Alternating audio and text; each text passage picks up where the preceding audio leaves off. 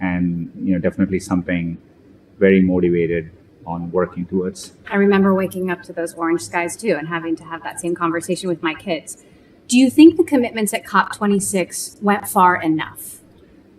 I'm encouraged by many things. We have to tip our hat to the people who are working super hard. The issues and the trade-offs are genuinely difficult. You have to keep the economies growing. It really matters. But at the same time, it's a pretty severe, urgent issue.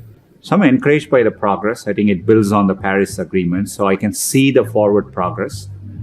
There is the deep anxiety that it all may not be enough. But we have to be optimistic and keep pushing. Google has set some aggressive targets to run entirely on clean energy, to be the first tech giant to do so 24 hours a day. How confident are you that when you look back on this time, let's say a decade from now, you'll be able to say Google did enough to help save the world? We are putting so much energy and resource into it. It's always been kind of a founding value for us. We've been carbon neutral since 2007. We've been matching our energy consumption with renewable energy over the past few years. So this, we are now pushing, it's a moonshot to be 24/7 carbon free. That means every search you do, every email you send, that we can do it carbon free. We were at 61% in 2019. The number is now 67%. We have set our goals to be 100% by 2030. And to do it globally, that means we have to solve new things which we haven't done before. Mm-hmm. Wind and solar alone won't be enough. Mm-hmm. We just started geothermal in Nevada. We will be investing in newer technologies, including carbon capture, et cetera, over time. So that's what excites me. We are a technology company at heart. So there are many answers to this problem. Some of it is that we are going to have to innovate our way out of it. Mm-hmm. And, we want to push as hard as possible in doing that. Our Bloomberg New Economy Forum is happening this year in Singapore, and the Asia Pacific region is one of the fastest growing internet economies on the planet. Where do you see the most room, the most opportunity for Google to grow there? It's such a fitting time frame. I'm glad you're focused on the region. It's the most vibrant region we see. It's our 20th year since we opened our office in Tokyo. It was the first office outside the Bay Area. You have 2.5 billion people on the internet. There are many areas in which they are leapfrogging trends which are here and embracing the future. Digital payments is a great example.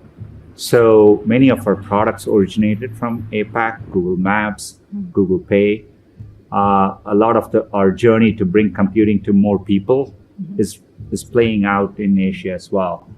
I am excited about also the work we are doing through cloud, because the companies there are rapidly transforming themselves digitally. So a chance to provide that is something very exciting for us. So super dynamic region. I feel like we are learning as Google, being in the region. And so I think it'll transform. The first 10 years, I would have said we took products here and brought it to APAC. Over the past few years, we are beginning to build things there. And some of our future global products will be APAC first and rest of the world later. You can't talk about APAC without talking about China. And you're facing stiff competition from Chinese tech giants there and beyond. What should U.S. policymakers know about competing with China? There's a lot of conversations about U.S. and China. The competition is fierce. When you look at areas like AI and quantum computing, where we are investing a lot, Chinese companies are neck to neck. What I think about, I was encouraged by the news coming out of Glasgow about the U.S.-China agreement on climate. To me, while we talk about all the areas where we are competing, some of the biggest areas which are common challenges for all of humanity. The pandemic was one. AI and AI safety over time will be a shared one. Obviously, sustainability is another area like that. So I think these are all areas in which the countries can come together. And so I think that's a way by which we think about as, when we compete on the internet, and there may be different visions of how the internet plays out. So I see opportunities both sides. What are the chances that Google Search will ever come back to China, or that Google Cloud would ever come to China? Today we don't provide most of our signed-in services in China, and I don't see that changing.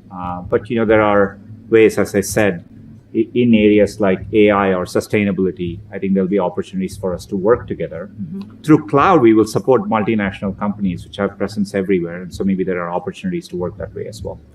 AI is advancing at an astonishing rate, and it is hard to understand sometimes what this really means. In concrete terms, how will our lives look different, let's say 10 years from now, as a result of AI? Done correctly, in many ways, it's going to be helpful to you. You'll take it for granted. The same way today, for example, in India, over 1/3 of the queries on many phones come through voice. That is something people take for granted. You can do it. So over time, you'll expect to speak and be able to understand any language in the world. And, those are all ways it's going to make it better. You may go to a doctor's office and go through a scan, and the system may be prioritizing for the radiologist so that they don't miss some important things, maybe giving them a second opinion. Mm-hmm. So these are all ways in which it will seamlessly start playing a role, and I think we'll see the effects of that. You mentioned if done correctly, and there are concerns. There are fears that AI will replicate the worst of society, even under Google's own roof, from your own researchers. What scares you most about AI? What keeps you up at night? It's the most profound thing we are working on as humanity. And anytime you're developing technology, there is a dual side to it. Mm-hmm. I think the journey of humanity is harnessing the benefits while minimizing the downsides. The good thing with AI is it's both going to take time. I think I've seen more focus on the downsides early on than most other technology we've developed. So in some ways, I'm encouraged by how much concern there is. And you're right, even within Google, people think about it deeply. We publish a lot of research. I think it's more important that there are outside academic institutions, governments, nonprofits looking at this issue as well. So I think it'll be an issue which will have a lot of attention, which gives me a lot of comfort as well. You said you'd pick up some new hobbies in the pandemic. What did you start? Cooking pizza, just learning to cook, which I was never good at. This is Mark, and this is a car, a sofa, a bag. But since Mark has been trading with Capital.com, he sees a brand, he sees value, he sees an investment. Start seeing the world differently with Capital.com. I've gotten a little bit better.